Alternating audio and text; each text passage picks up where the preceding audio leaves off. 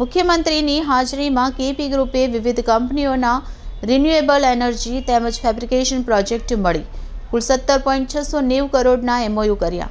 કુલ 13.750 લોકોને નવી રોજગારી ઊભી કરવાનો લક્ષ્યાંક. 1000 કરોડના ખર્ચે સુરતમાં હાઇડ્રોજન પ્લાન્ટ અને 2250 કરોડના ખર્ચે ભરૂચમાં ફેબ્રિકેશન પાર્ક ઊભો કરાશે.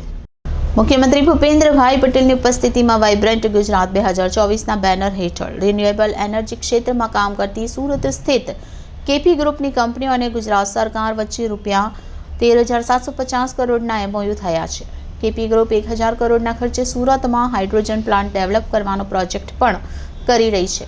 આ કરારમાં રાજ્યના જુદા જુદા ઔદ્યોગિક શહેરોમાં કુલ 13,750 લોકોને નવી રોજગારી આપવાનું આયોજન પણ છે. કેપી ગ્રુપ વતી હોલ ટાઈમ ડિરેક્ટર અને ફાઉન્ડર ચેરમેન ડૉક્ટર ફારૂક પટેલના પુત્ર અફફાન પટેલે આ કરાર હેન્ડઓવર કર્યા હતા.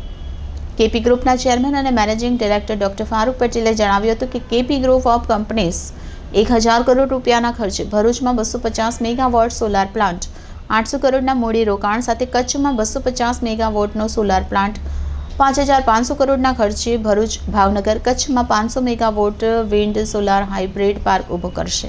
કચ્છ અને દેવભૂમિ દ્વારકામાં 3565 કરોડના ખર્ચે 475 મેગાવોટ ISTS વિન્ડ પાર્કનું નિર્માણ કરશે. સુરેન્દ્રનગર, ભાવનગરમાં 1875 કરોડના ખર્ચે 250 મેગાવોટ વિન્ડ પાર્ક, 2250 કરોડના ખર્ચે ભરૂચમાં વર્લ્ડ ક્લાસ ફેબ્રિકેશન પાર્ક, કચ્છમાં 1700 કરોડના ખર્ચે 1000 મેગાવોટ હાઇબ્રિડ સોલાર પ્લાન્ટનું નિર્માણ કરશે અને 1000 કરોડના ખર્ચે સુરતમાં હાઇડ્રોજન પ્લાન્ટ ડેવલપ કરશે.